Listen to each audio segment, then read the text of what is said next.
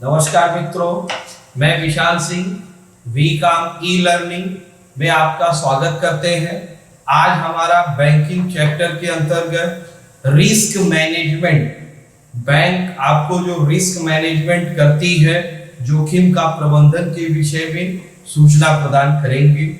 आप इसको हम प्रारंभ करते हैं। फर्स्ट देखिए, जोखिम रिस्क उच्च प्रतिफल की परियोजना के अंतर्गत अंश पूंजी की वित्त व्यवस्था परियोजनाओं को सफलता के स्तर तक पहुंचाने के लिए वित्तीय सहायता करने की क्रिया को, प्रबंधन को हम जोखिम प्रबंधन करते हैं। बैंकिंग मैनेजमेंट के अंतर्गत रिस्क मैनेजमेंट, जो फाइनेंशियल सपोर्ट बैंक क्रेडिट आपको करती है, उसको हम रिस्क मैनेजमेंट के अंतर्गत कहते हैं।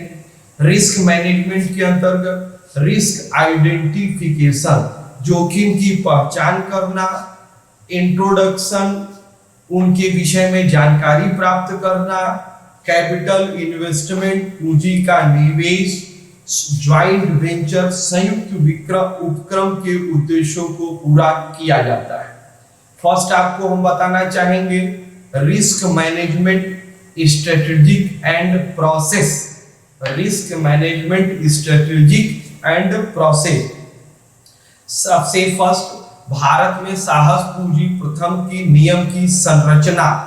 इस नियम की संरचना इनकम टैक्स एक्ट 1961 में भारत में जोखिम पूंजी के विकास को प्रोत्साहित करना, साहस पूंजी फंडों से लाभांश, जो लॉन्ग टर्म कैपिटल गेन उपलब्ध कराना, लॉन्ग टर्म पूंजी, दीर्घकालीन पूंजी प्राप्त करना, जो सेबी के रेगुलेशन एक्ट 1996, सेबी के स्टॉक एक्सचेंज के रेगुलेशन एक्ट 1996 के संशोधन 2000 में आवश्यक है। सबसे फर्स्ट आपको मैंने 1996 के संशोधन 2000 के अंतर्गत सेबी रेगुलेशन में कुछ चीजें दी गई हैं, जिन प्रक्रिया को आपको जानना अनिवार्य है। फर्स्ट प्रोसेस है रजिस्ट्रेशन, पंजीकरण अनिवार्यता। किसी भी साहस पूंजी के लिए किसी भी कंपनी को, फर्म को रजिस्टर्ड होना अनिवार्य है। इन्वेस्टेड लिमिट, लिमिट की सीमा, निवेश की सीमा रिस्क मैनेजमेंट में कैपिटल 40% और परियोजना फंड में 20% से अधिक आप निवेश नहीं कर सकते। थर्ड है साहस पूंजी का फंड का उपयोग, साहस पूंजी द्वारा एकत्रित धन का निवेश उन कंपनियों से संबंधित प्रतिभूतियों में किया जाता है जो कि स्टॉक एक्सचेंज में लिस्टेड। सिक्योरिटी में उन्हीं एसेट्स को आप रख सकते हैं कि जो स्टॉक एक्सचेंज में लिस्टेड हो, अलग से आप किसी भी कंपनी को रख नहीं सकते।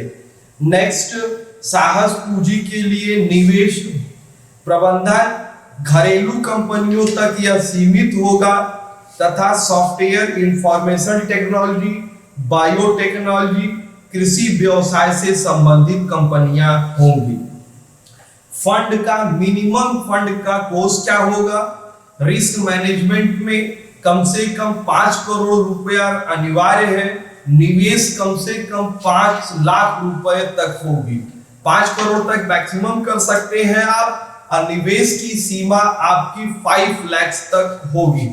रिस्क आइडेंटिफिकेशन, सबसे पहले जोखिम के विषय में एनालिसिस करना और डिटेल जानकारी प्राप्त करना कि रिस्क कहां से है।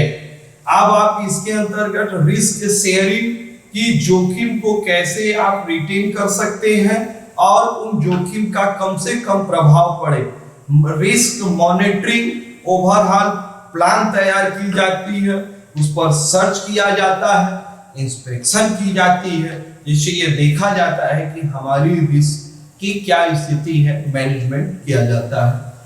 दोस्तों, यह चैनल वी काम ई लर्निंग के माध्यम से हम उन बच्चों तक पहुंचने का प्रयास करते हैं जो आप अपने सही समय का उपयोग करें।